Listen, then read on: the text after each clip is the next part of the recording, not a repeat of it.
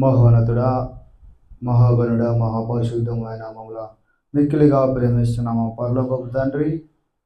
మీ పాదాలకి నేను వందనాలు చెల్లిస్తున్నాం ప్రభువా. గతించిన కాలమంతయు మీరు కాచి కాపాడి ఈ యొక్క నూతనమైన నెలను, నూతనమైన మొదటి ఆదివారమును మాకు ఇచ్చిన ఈ యొక్క గొప్ప ధన్యతను బట్టి మీకు వందనాలు చెల్లిస్తున్నాము. లోకంలో ఎంతోమందికి లేని ధన్యతను మీరు మాకు ఇచ్చినందుకు వందనాలు చెల్లిస్తున్నాం ప్రభువా.